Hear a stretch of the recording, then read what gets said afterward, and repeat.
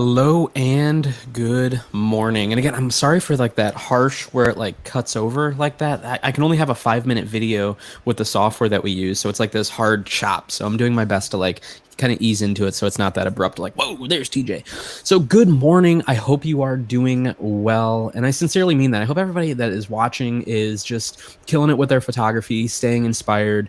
I mean, with the weather changes, I mean, that's more opportunities for photography. I was just out front doing a live stream and I saw the clouds. I'm like, I want to chase the storm and get some cool stuff. So hopefully I can live vicariously through you as you are taking amazing photos. And I wanted to remind you to use hashtag the Pixel Connection. So that way we can post every week. We have like a featured artist that we put on our Friday Focus as well as our Friday email. So I know Mike's been on here before. I think Jim, his photos have been used before. So again, we urge you to go ahead and do that. So in the this is like one of my favorite commercials of all time. So well done, Jim Summers. Happy Hump Day. That Mike commercial. It's like Mike. What is today? Hump Day. It's one of my faves. And then also hello to Mike Giuliano. Thank you so much for joining us today. And you guys didn't come here to hear about my jokes. You didn't hear to really even see my smiling face. You came for my co-host today, and that is our friend Bear from Sony. How are we doing, buddy?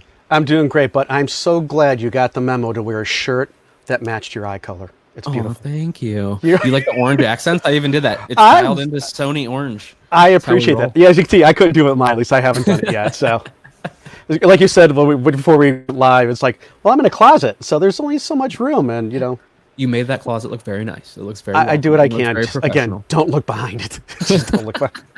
Because TJ, you've seen what's behind the screen. What's behind there? Like pop dolls and a bunch of Funko other fun Pops. stuff. Oh God, yeah. Yep.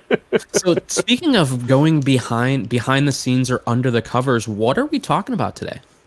What are we talking about under the covers? What are you doing? Jeez, it's a family show, isn't it? We are going under the covers with the A7SIII. Well, okay, since you put it that way, I say it's only noon, at least for you guys.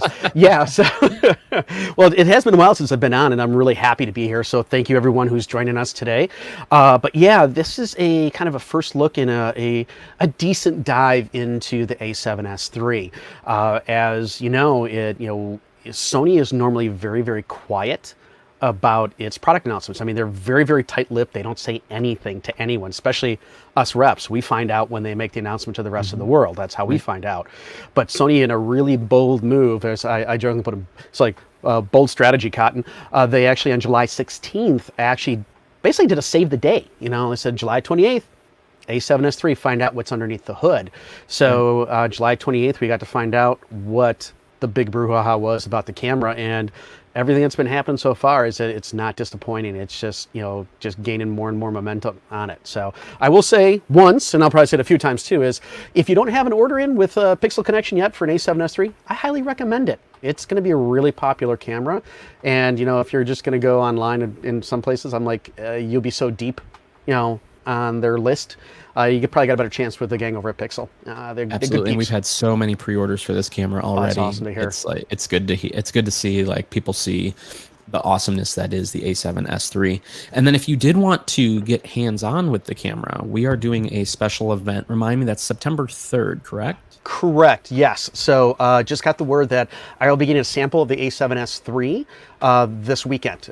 It should be arriving on Saturday, and I'm doing a whirlwind tour with it in the very short amount of time that I have with it. So it's not a permanent sample for me to use. It's just a loaner, and it will be, September 3rd, which is Thursday, and we're going to have from 2 to 5 p.m. So contact the store. We are going to do it by appointment, just so everyone, gives me time to clean up the camera in between people. So we're just got to work on everybody's safety, mine, yours, and anyone who's coming in. So. And we will have that on our events page by the end of the day. It'll actually probably go up shortly after the live stream. So awesome. If you go to the Pixel Connection and click on either classes or events, you'll be taken to the same page where it'll have where you can get your tickets for that. And it won't be any cost. It's just easy for us to figure out like time slots and stuff like that. Exactly. So Exactly. check that out afterwards. So what we're going to do is we're going to go into a little presentation about the camera, and then we are going to answer some questions. And we already do have some questions coming in. So that is awesome. So let's go ahead and bring your screen up, Bear. All right, give me one sec. It And sure while he's is. doing that, guys, I want to remind you, we get this question a lot, are you open? And yes, we are open at the store. Our normal business hours throughout the week, so 10 to 7. And then we are also open on 10 to 5 on Saturday. So if you need absolutely anything, we are here for you. We're offering curbside pickup as well as shipping on thousands of items, free shipping on thousands of items on our website. So, however you shop, if you want to come into the store, if you want to just order it online and have it shipped, or you want us to bring it out to your car, we can absolutely do that as well. So let's go ahead and get that screen up there. We are good to go, Mr. Bear. Thanks, TJ. I do appreciate it. So again, everyone, thank you for joining me today and Pixel Connection for our Lunch and Learn with a first look at the A7S III. So just as a reminder, it will be hitting store shelves on September 24th with the retail price of $3499.99. TJ's known me for a long time, and everyone at the Pixel Connection, I like to use round numbers. So when I say $3,500, I inevitably get some person, well, I thought it was $3499.99. Is it just easier to say $3,500? Anyway, again, I highly recommend, if you're really interested in the camera, especially after the presentation, get your order in as quickly as you can and get yourself on Pixel Connection's list. So let's get rocking and rolling. So as you know, Sony has 4 lines of full frame cameras. We have the A7 series. We also have the A9, which is our high-speed demon, which is in a class all by itself. And it's the A7 III has been considered, Sony used to call it the basic model. You will never hear me call it the basic model. To me, it is our entry level into full frame mirrorless. We have our R series, which stands for resolution, which will always have the highest resolution of our sensors. And then we have the S. Now, for the longest time, the S was known for its higher ISO sensitivity. And that's what the S typically stood for, sensitivity. But with the introduction of the new A7S III, they've added a couple new designations with that S. So I guess it's an S. So obviously, sensitivity. Number 2, faster speed. And the third is image supremacy. Now we're going to talk about where the speed and the supremacy come in, but first let's talk a little bit about the history of the A7S. So back in 2014 is when the original A7S was introduced. It was 12 megapixels, had ISO range of 409,600, and it was with that lower megapixels, it meant that the pixels themselves were bigger. Because keep in mind, we are using a 35 millimeter format, so to put 12 million pixels on a 35 millimeter sensor, they're going to be bigger compared to the regular 7 or the R. And it was the first full frame camera with full pixel readout for video with no binning. And it was the best quality of video for our cameras. Then in 2015, we came out with the Mark II. And now this one had in-body image stabilization. Now, to Sony's detriment, if I can say it in this respect, without getting too much trouble with HQ, sorry guys, but it's the truth, is that ever since they did that, every product announcement, someone's been expecting an A7S III, because it kind of set the precedent with a 2014 release, a 2015 release, and I've been with Sony for 4 years now, and I gotta tell you, for the majority of my time there, I always get, when's the A7S III coming? Well, because everyone says, well, the rumor mill is exactly that, it's a rumor. Never believe it until you officially hear it from the manufacturer or any manufacturer.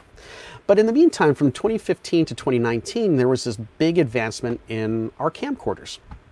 We had the release of the FS5 Mark II, the FS7 Mark II. Last year, we had the FX9. We also had our cinema camera, the Venice, which was all our high-end video. They're making movies and TV shows with the Venice. It's just a gorgeous camera to deal with. So finally, we come around to 2020 and the official release of the A7S III. And once we get done, I think you're going to see why. It did take a little while. Sony has an attitude, it's like, let's not release it until it's ready, and we can do it just the best that we can. So we are touting is that with the A7S III, it is the best 4K ever, especially for us. I do have competitors that are doing like 8K, and just sometimes, I hate to say it this way, but sometimes just because you can do it doesn't mean that you should, because you always want to make sure that the quality of the image is there. If you all remember the Zenith, the quality goes in before the name goes on. That's one of the things, is making sure everything in there is dialed in. So some of the things we're going to talk about today, because I'm a big fan of Spinal Tap, we have 11 points. Not 10, 11, because these go to 11. We're going to talk about the new sensor that's in there, the new Bionz XR processor, or Bionz XR, always depends who you ask at Sony. Again, no compromise 4K video, so what's been our staple of no pixel binning and no line skipping.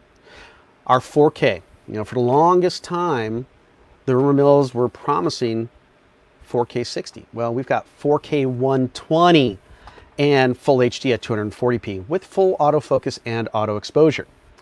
15 plus stops of dynamic range, and the big one, 10-bit 422, also internally in the camera, and we also have 16-bit raw output with a new internal thermal management for nearly endless video recording. We'll talk a little bit more about that one, but what's gone into this camera to still keep it nice and small and distribute that heat is really, really incredible. Also have the real-time tracking and eye autofocus, fast readout speeds. Because of the fast readout speeds, we now have reduced rolling shutter by 3 times. A 9.44 million dot viewfinder, active mode image stabilization, and 2 biggies, which, like I said, I could have gone more, I could have broken these down more, but let's keep it to 11, shall we? Is an all-new menu system and a tilt swivel LCD. Yes, I can hear the roar of the crowds, even from Illinois, from everyone who's tuning in, especially... Tej, I love you. Thank you so much. All right, so let's... Yes. And real quick, there was some questions that came in, and I think the first one was answered. My first question is the 1080p oversampled from 4K or binned? Okay, so that's no binning on the 4K. So I would have to look, and I'll dive in and see about the 1080p. Hey, you know what? That's an excellent question. I'm going to take that note too, because that's a good one, because we're one of my teammates did a kind of a Q&A with the A7SIII on the West Coast last night. There's supposed to be one here in Midwest tonight, and then one for the East Coast tomorrow, and that is a really good question. So if someone wants to also email me, I can see what I can find out for you as well. So sadly, I have to work off all the specs that they give me, but I know there's a lot in the camera, and I have not seen where or heard in any of the information that I've been getting about being oversampled on the 1080. Okay, we'll and then the next question is, and I don't think you know the answer to this one, having been a rep myself, will Sony use 10-bit in alpha cameras from here on out? That is an excellent question, and I am hoping that is the case. And in my personal opinion, I think I would be surprised if they didn't. Let's put it that way.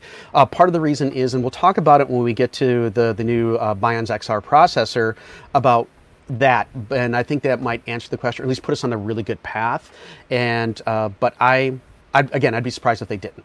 But I'm not in on those decisions, and I think personally, I think it'd be crazy not to, because everybody else is doing 10-bit. So why stay at 8? Right. And is there face detection for 4K 120, full HD 120, or full HD 240?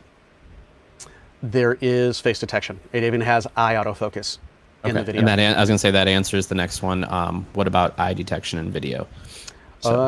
Yeah, I've got a few videos in here too to show you guys. Now, I have asked TJ, when we run them, if they get choppy, I'm just going to kind of cut them because you can see them at our YouTube channel, or even the links through alphauniverse.com. But we'll give them a shot and see what we can do here, so you guys can experience the full A7S III. So, thank you. Anything else? Okay, That's cool. it. Keep moving. Alrighty, so with what's been a staple of the A7S series, it has been a 12 megapixel sensor, but where this one is now differed is that it is now, instead of an XMOR sensor, it's an XMOR R sensor, which means that it has been restructured in its layout, so it's now one of our back illuminated structures. So if you look at your graph on the left and center, actually center bottom, it's where it's conventional structure, where you've got the gapless on-chip lens, you'd have your filters, your aluminum wiring, your light receiving surface, and your photo substrate, is that not all the light is actually hitting onto that substrate. So when Sony developed this technology, they moved the photo substrate up to right behind the lenses. And then the wiring went from aluminum to copper for better efficiency. So now you have, better processing and more light gathering capability. We call it our gapless technology. So we still have this nice size sensor with these nice big light gathering devices, and they're really optimized for the direct pixel 4K.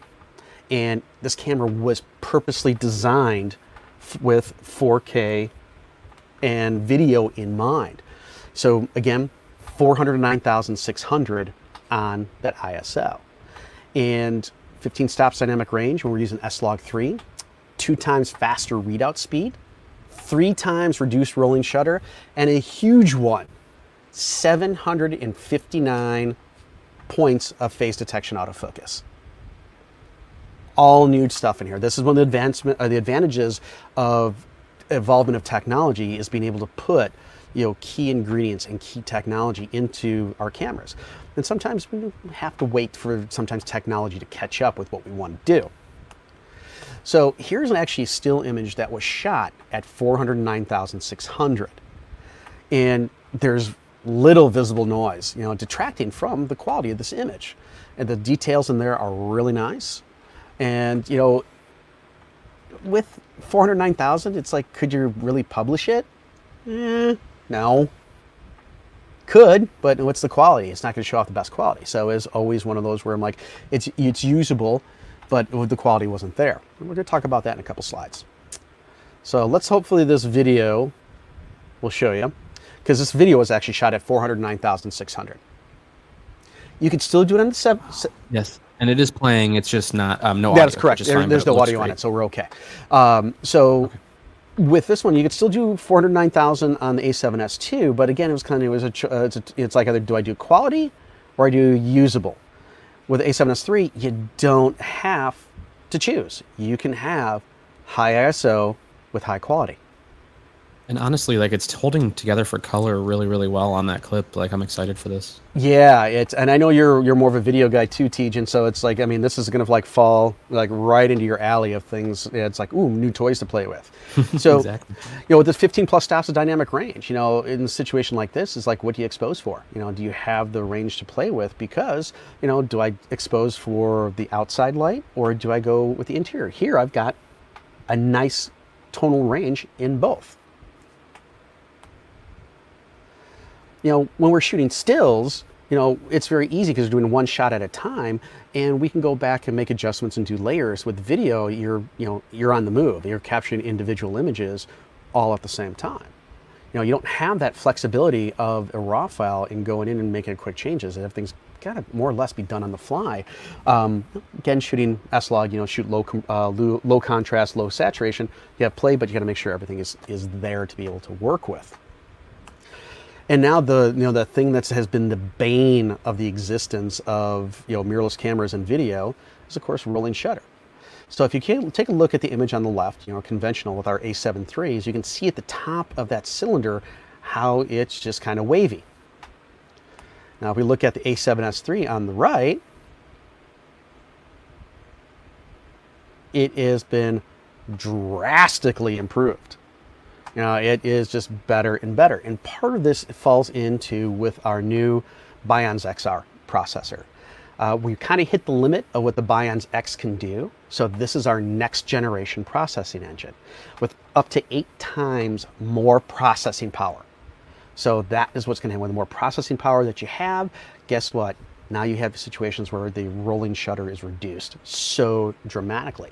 And plus with new processors, new technology, even better color reproduction, and even better gradation. Faster autofocus and auto exposure, and here that face detection and eye detection processing.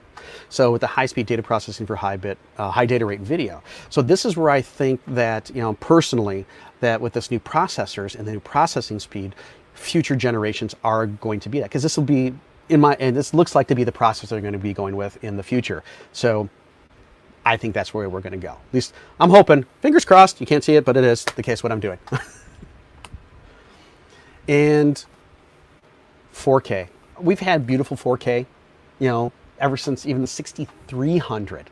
Even the, our 4Ks with our R2, S2, just beautiful stuff. But we maxed out at 30p. Well, now we have in 4K 24, 30, 60, and 120. Again, full pixel readout without any binning, and that's in all recording modes.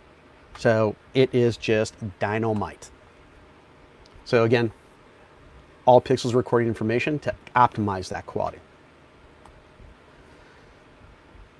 So, okay, just don't worry about videos not having sound. I just make sure that you can see just nice movement. Yep, looks good. Oh, fantastic. And I remember, TJ, when you had a different life in the industry, you were always amazed at what Sony was able to pull off with 8-bit 420. We got here at 10-bit 422 internal, and we can still even do like record out to Atomos or an Odyssey like external recorder. And a little something we'll talk about down the road, but I'll just tease the video kids now, is that you actually can record to in the camera and to an external at the same time. So you can dual record. Talk about really backing up your files. That's really awesome. And shooting S-Log 2, you also and 3. Here you've got on the left S-Log 3, and then after it's color graded, just beautiful range and beautiful colors. And again, as technology evolves, so does our color science. You're looking at the A7S II and then the A7S III. Just better and better and better. And now one of the things that we've introduced into the A7S III is XAVCI, which stands for All Intra. And it's you'll record up to 1200 megabits per second. With the All Intra, that means every frame is captured in video as an individual image. So this is a lot less processor intensive than the previous method, and it lets you capture every bit of detail. It does require higher speed and more powerful cards, though, just because of the ability to write to it. All of the other recording modes on the camera and every recording mode on previous Sony cameras used something called long GOP. Long GOP is an inter-frame compression. So it's inter versus intra. With the new camera, we have the intra. So if you're not familiar with long GOP, GOP actually stands for group of pictures. So when it's recording in long GOP, the camera captures the first image, then looks at the second frame, it determines the differences, and only records the differences. So you end up with the smaller file sizes, but as you can imagine, this takes up a lot more processing power than just capturing each frame. So one of those nice things about capturing and our All Intra, and definitely shooting like 4K 120, is being able to have that nice, high quality slow motion video to work with in post-production. Now, if you want to do slow-mo right out of camera, you still can use the S&Q mode to capture the high-speed frame rate for instant playback. The trade-off is that you get no audio, which may not be a big deal unless you're going to do, say, you're shooting like an action type of scene, and you want to emphasize the slowdown with audio. Then you're gonna have to shoot 4K 120, where the S&Q mode, it's just, again, no audio, and what you shoot is what you get. And 16-bit raw output. 4K 60, like as I mentioned, simultaneous recording internally and in any format. And we're using a new HEVC H.265 codec, so it's got twice the compression efficiency, and it delivers amazing results. One way you can also look at too is that you can capture twice as much length in footage in the same amount of space. Also is that with the 10-bit HLG Hyper Log Gamma, it is Sony ready for like our TVs. So if you were to plug the camera in shooting an HLG, it would automatically be compatible with a Sony television, and those work 10-bit workspace. So just quick question for you. Do you know if, and you might have covered this, can you dual record video to 2 SD cards? From what I understand, yes. Because it's an excellent question. We're going to talk about it later, but we'll plant the seeds now. Is because the camera is working with a dual format, or 2 different types of cards. We've got of course, our SD compatibility, and then we also have the new CF Express Type A cards, which are physically a little smaller, but they are unbelievably fast. We're talking 800 megabytes read and 700 megabytes write. So it's having that ability to write and process all that information. But yeah, everything I'm seeing, it's like a full redundancy. Nice. And did I read it's a full-size HDMI or no? We haven't gotten to that yet, but yes. But you see everyone, TJ's so excited, which is great. They're great questions because Sony typically or traditionally has been working with a micro HDMI connection for years and years and years, and this one is definitely an advantage going with a full-size HDMI because let's face facts, finding a micro HDMI cord or cable can be kind of difficult. Where a full-size HDMI you can pick up virtually anywhere. Go to Pixel, you'll find a micro HDMI cable. Or if I think I bought one from you guys one time because I forgot mine at home. But full-size HDMI, you don't want to shop anywhere else, but you can pick it up at a big box store. You only want to shop at Pixel Connection. They know their stuff. They don't read their stuff off a card. And also too is like with the our new autofocus system has gone into the A7S III. We introduced the real-time tracking, the real-time eye autofocus tracking back in January of 2019. And it's in the A7S III in all moving modes, including 4K 120. Now, one of the downsides of the previous system, it was old. It had the 169 focus points. I think that was it. It was a contrast based. So like this one, it's even more, and it just stays with this girl. I've seen a video with her when she does that drop, how the focus system just grabs onto her eye and just tracks all the way down. But again, bring me back to that whole 759 phase detection autofocus points and 425 contrast. 92% of the sensor is covered with focusing points, which means an improvement in our real-time eye autofocus. They're talking 30% improved recognition. We've got the real-time tracking and subject recognition. So it is, getting your subjects in there, and if they come in from the friendly frame left, frame right, it's going to grab on so much better. Let's see. So for those of you who may not be familiar with our real-time tracking, is that it actually would work on eye. It would still go to face. And then when you see that box, when she kind of turns away, where it's the box with a vertical line on each side, I jokingly call it LOL or IOI. If you remember the movie Ready Player One, that was the company in it.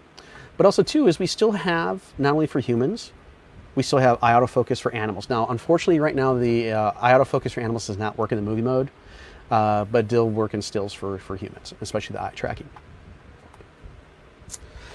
And what the autofocus is that you can actually function in -6 EV. So we're talking really low light capabilities. Now, Sony uses an f2.0 lens at ISO 100 to come up with the -6. Now, some of my competitors do use a 1.4 lens, which gives them a marketing advantage. I can't wait to get the camera because everything my teammates have been saying is just like, it's pretty much like you can see in the dark. So I'm one of those trust but verify kind of guys. So I'm really looking forward to seeing the camera when I get it and see how low it really goes. But I'm really, really jonesing for it. And then also is that there are two very important autofocus upgrades that are really, really relevant to video. One is your autofocus transition speed and your autofocus subject shift sensitivity. The transition speed, you'll see it has a 7-step control, and subject recognition or subject sensitivity has 5-step. So next video here, we got our transition speed.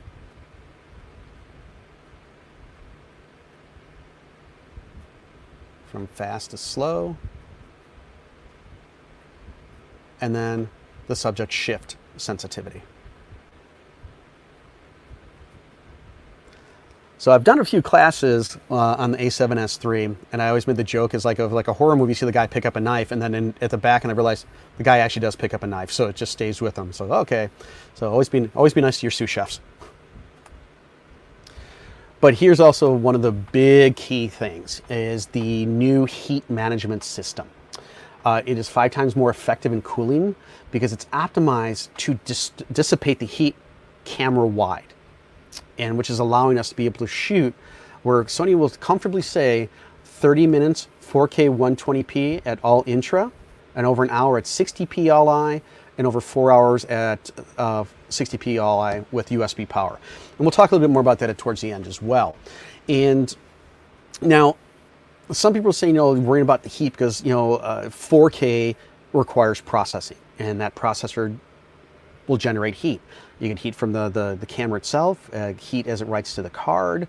So the ability to distribute that heat evenly through the camera. Most people say logically the best thing we do is like put a fan inside of the camera so you can always have that cool air blowing through, which is, is it really, if you ask me, I thought it was a great idea. The downside to having a fan is that now you are compromising the duster and moist resistance, because you have to have the air coming in, it's got to go somewhere. So you just got to be careful. Here, we haven't had to do that with this new system. It keeps its duster and moist resistance at an optimum. The new active mode optical image stabilization. This is really, really cool. One thing I want to caution you about here is that when you do activate this feature is that you do have like a 10% crop. Because what's happening is the camera is kind of working with the in-body image stabilization to give you and kind of reads how the sensor is moving, so it actually helps even more better stabilize the footage. Now, I'm not going to say, in the next videos I'm going to show you, I'm not going to say that active mode is a replacement for a high quality gimbal. I will not say that, but it's also, maybe you don't have a gimbal with you because maybe you're just out shooting, and it's something that you can use. It is a really good feature in the camera. Gimbals are always typically the best way to go, but if you're in a pinch, or say you've already packed up your gear and someone says, hey, can you get the shot, and it's going to take too long to unpack and reset up, here's something that you can use.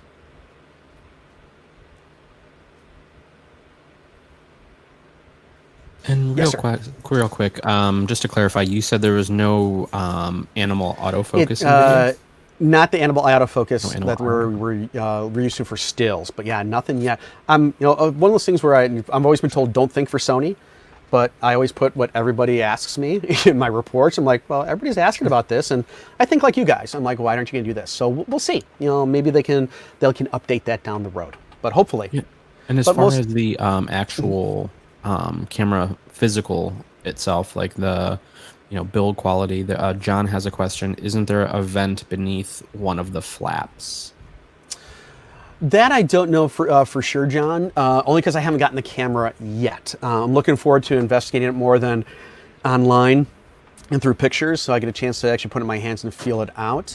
So I can't say yay and I can't say nay. I don't know for sure, and I don't want to give an incorrect answer. But it could be one of those things where come visit the store on September 3rd. Absolutely. Probably have an answer for you. So there, I got you to come to the store. But also too is that the A7SIII is in line with the R4 and the A9 Mark II in body size and structure. So it uses the same battery grip if you want to get the dual power onto it. But now the thing that everyone has always been beating me up in my 4 years with Sony is why we don't have a very angle monitor or flip out screen. Well, A7SIII now has it. And also too, it has a newly designed menu with touch operation. So we've had it with the touch screens where you could pick your focus point, but it wasn't usable for the menu. One of the reasons is that this has a new touch screen into it. It's a higher quality one. Supposedly the previous ones weren't able to do it. So I got to kind of go with that. I just kind of do one of these, give that little scrunchy face. And as you can see is that we have gone to a new menu design, which is more of a column-esque to be able to go into it. And we still use the colors to help navigate a little bit easier. And one thing that I loved that they did on this restructuring of the menu systems is they put the My Menu at the top. For those of you with the newer cameras, have seen where the My Menu is, since we had the horizontal tab working, is that the My Menu is at the far right, which is not a huge deal, but typically most people, once they set the cameras up the way that's going to make the most sense to them, they want to be able to access it even faster. I mean, you still have the function menu, you still have the custom buttons, but here it's like, I want to go through everything. I don't want to do that. But as you can see through the screen, like if we're going for like shooting with the camera, is that you've got one column of information, and then you can also see the sub menu as well. So what's in the image quality? There's your file formats, your movie settings, and so on and so forth. And So, this is huge. I oh can't my God, say yes. enough that basically having shot Sony in a previous life, the menus fixed, the touchscreen fixed, the fully articulating screen fixed, color even, fixed. And like this menu system it just seems like it's so much easier to understand. And like you said, I mean, you don't know this at all, but I really hope that Sony follows suit with future camera releases, that we can get the cleaned up menu and better interface for sure. I'm going to wait. I'm going to answer the question now because I'm sure it's going to come in if it hasn't already. I do not know if they're going to be able to put this on the previous cameras like R4, right. A9 II, R3. Something. I have no idea. We keep asking. We haven't gotten an answer on it yet. It's one thing that I have heard but haven't gotten confirmation on, if there's like a new kind of like operating system in the camera, and I think some things too may be firmware, but we'll see. But Sony does listen. That's one of the great things that Sony touts, and it is true. They do listen. They don't always tell you that they're listening, but they are. And again, this is one of those cameras where so much feedback came in from so many levels, and since it was designed with video in mind, they really listen to the video people. And you've got your touch and flick, pinch operation. It's just wonderful. And do you have any screen caps of anything about white balance? John asked, has custom white balance been simplified? With the A7 III, it takes 6 or 7 click of the buttons and wheels to do white balance, which tends to be a little tedious. I am hoping so. I would probably think that you can, with the touchscreen, you'll be able to navigate much faster. But that is actually a question that was on my mind as well, because TJ, I do mostly portraits, and for me, I always do a custom white balance in the lighting environment that I'm working with, and of course, it was John said, is that I have to go through a few extra steps. Here, I'm like, I want to be able to go in, touch, go, and be done. So again, it's one of those that's a great question, and I'm going to have I should have an answer for next week when I'm in the store visiting with the camera. Yeah. Again, it's just want to tease you guys and really into come visit the store. If not, put it on pre-order. Right. And also too, I mean, if you have questions like John, I'm not for sure where you're joining from, but even on that day, if you call during that time, we can get those questions answered too. Yes, or please. If you want to jump on a virtual call, we can jump into a Zoom call and answer your questions. Just reach out at social@thepixelconnection.com, and I'll make sure we get that set up for you. And also, too, folks, if you have any additional questions as well, TJ just gave social@thepixelconnection.com. Drop them in, because it could be one of those things where as they come in, he can always email me the list of questions so I can answer them, or have answers for next week. And maybe if things go well, TJ, maybe next week we'll do maybe a quick Instagram and answer questions live, kind of bullet, kind of like how fast can I answer questions for the store. So, and he said he's from VN. So yeah, just reach out to me directly, and I'll get those questions answered for you, or jump on, like I said, a FaceTime. Absolutely. Cool beans. All right, so here we go. Wasn't sure if it already played, but very easy to go through. So you have different parameter settings for stills and for movies. Yeah, and I think this is really useful because there's things that I don't use in the still side that I definitely use in the movie side. So now I can clean up that, that menu there, and you can see, that my record time, my, all these different things on the screen are changed by, what I'm shooting on. So it helps me stay a little bit focused, which is nice, more focused, which is nice. I agree with that too, and I think it's like when you put, if we think of, our brains as trains, if we're in still mode, we're on the tracks, and then if we have to, shift gears to video, it could come to a screeching halt or a derail. It's just like, no, I want to stay on the track that's all video, so let's stay with video-centric features and designs. Mine's more like that scene from Planes, Trains, and Automobiles where he gets electrocuted and it's all crazy. That's my brain. Oh, I thought it was like the Edie. That's just like the whole car rental thing. That's probably one of my favorites. So, but I guess it's still kind of appropriate too if you think about it. Same movie. It's like, oh, if you get electrocuted. Zzz. All right, so the left one is a little weird, so hopefully it'll play properly. There we go. Usually if it plays, and that's when it sits still, it's a little crazy. But now we have, again, touch and flick. And, I think we just got our question answered on the right side. touch the screen for the white balance, touch, and you're good to go. So yeah, and that was that was to do the adjustment, but I mean, even just having that right there, quickly accessible, gets you right to white balance, so it'll at least cut off a few steps. Oh yeah, look at Boom. that. Yeah, There yeah, we look, go. flick, Stop boom, down. boom. Hit your custom right there. Set custom, yeah. So like again, it's similar, but it's different. If that makes sense, like it's similar in that you hit the white balance, then you go down to custom, and then you hit set with whatever your target is. But I could see where that would be a lot quicker. Oh yeah. Oh, I'm looking so forward to this camera. Also, now we've got the world's first QXGA, electronic, OLED viewfinder, 9.44 million dots, 0.90 magnification. Yeah. Holy crap! Like, can we just talk about that for a minute? Holy crap, that is huge, and at 120 frames per second drooling? too. Like, that's pretty sweet. Yeah, definitely. So. Also, too, with that 41-degree field of view, and if you're wearing glasses, like, you guys see me, I only wear glasses to read. And for me, it's just one of those, I don't need them when I shoot. And now it's like, instead of having to like lift your glasses and work the diopter, now you can set to 33 degrees, and now you can see the screen with your glasses on. So you don't have to like slow yourself down. 120 frames per second with a 25 millimeter high eye point. So yeah, we're talking just, my teammates, they can't describe it. It's like, you just have to experience it. Now, I remember in the early days of mirrorless cameras where, the EVFs were not even close to what they are today, even like 2.36. And I remember my mirrorless, because when I worked photo retail when these things came out, all the sales reps were drinking the Kool-Aid, and they're like, isn't it like looking through glass? And I'm like, no. It's like, I know crack don't smoke itself. It's like, come on, guys. You can't tell anybody that, it's the same as looking through glass when it isn't. Now, but the great thing about EVF technology is that it's technology, and it's going to advance. It's always going to advance. With lens technology, you're only as good as your sharpest, your fastest lens and maximum aperture, and the lens technology go along with that.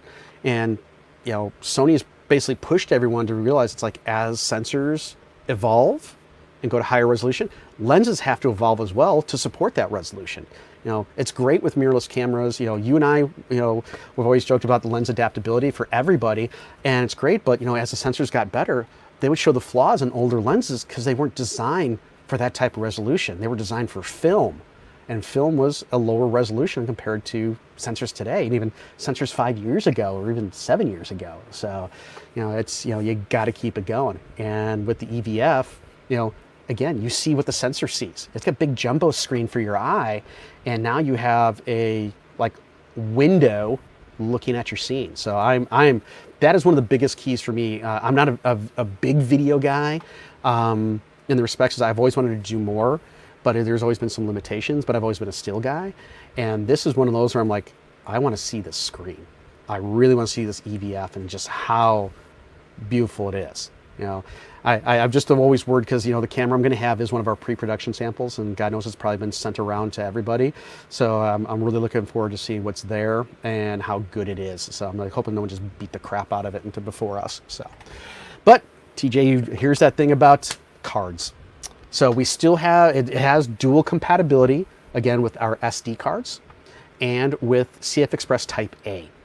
Now, if you look at the bottom of the graph, CF Express Type A is physically smaller than an SD card, and definitely smaller than CF Express Type B. And both card slots are UHS 2, so it writes at 299, still compatible with UHS 1, so it's really fast. But if you have, like a UHS 1 type card, which maxes out like 100 megabits, you're gonna be okay. So it's configurable for simultaneous recording, because remember we did get that question at the very beginning. So yes, you can do both because of those Bion's XR processors and this new format. And please understand is that you can't have 4 cards in the camera at the same time. It's only 2 slots. You can put one in one, like a Type A in one and an SD card in the other, and vice versa, or run SD cards or the Type A CF Expresses. And right now, it's like Sony is really smart, is that we are doing them. We have them. We will be the first ones to have them. And they'll come in 80 gigs and 160 gigs. And also is that the CF Express Type A's are 2.8 times as fast as SD cards, the XCs at UHS 2. So screaming fast. But one of the big things about video too is audio. Now, audio can make or break your footage. Let's be very honest about that. Is that you can have, if your footage is if the sound is bad, no matter how good it is, it's going to have an impact on your viewer. So we do have kind of new audio capabilities into the A7S III. Something that we haven't really touted all too much, because I think most people really haven't cared, but they're going to care now, is that we did update our multi-interface shoe on the A7R IV and the A9 Mark II.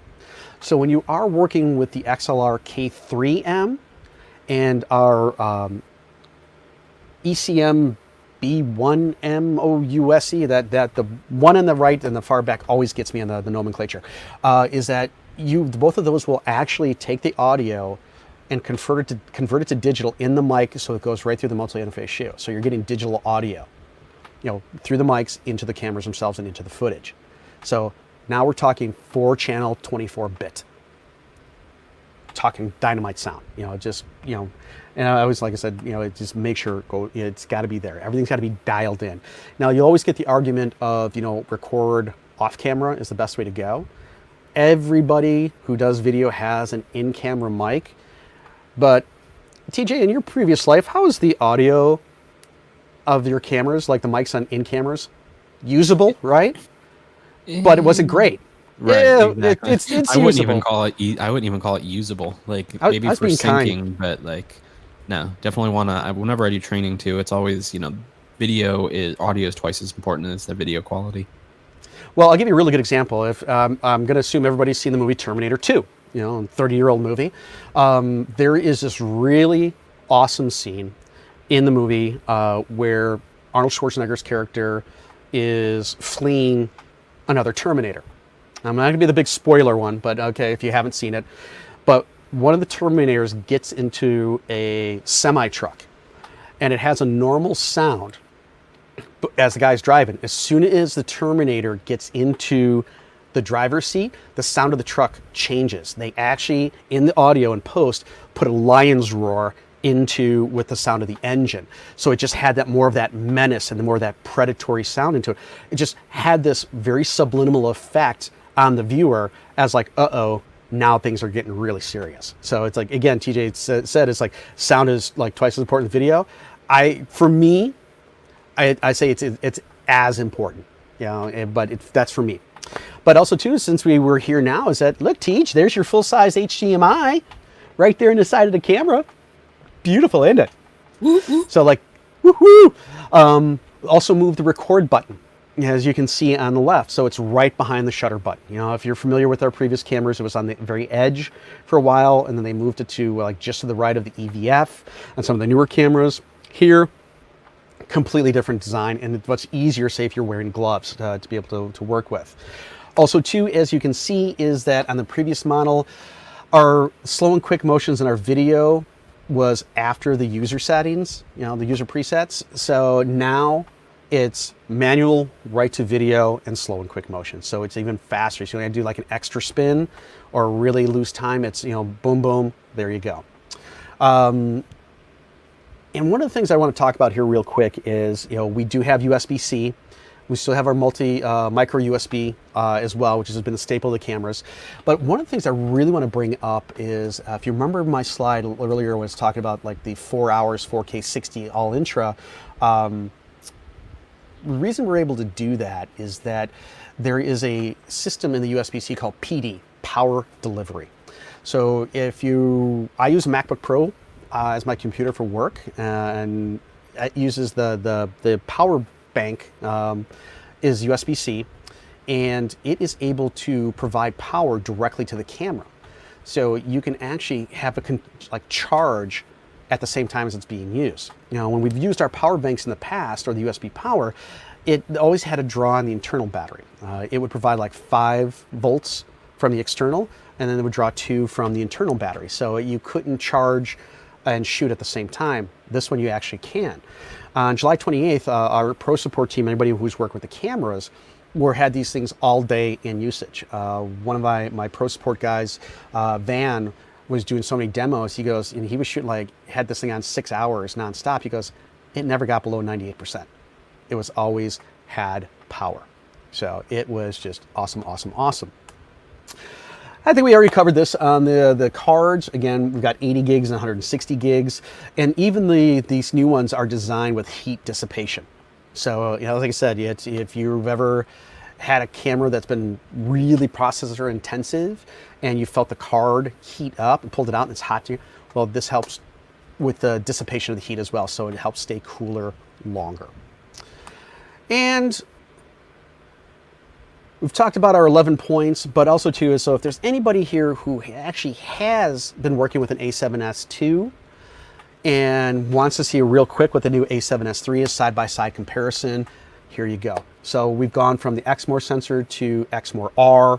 It's back illuminated, so lower noise, wider dynamic range, S-Log 2 and 3, full HD, 4K long up, all intra, 10-bit 422, 4K all the way up to 120, 4K even 60p, so you can do raw output. Now, one thing I want to bring up too is that 16-bit raw output, nobody can handle it right now. Atomos is actually working on an update to their Ninja 5, if I remember correctly. And it's supposed to hit at the same time as the camera does. So just about 3.5 more weeks. So that should be really, really cool. It now has, instead of just contrast autofocus, it now has phase detection and contrast detection with 92% coverage, 759 phase detection, 425 contrast.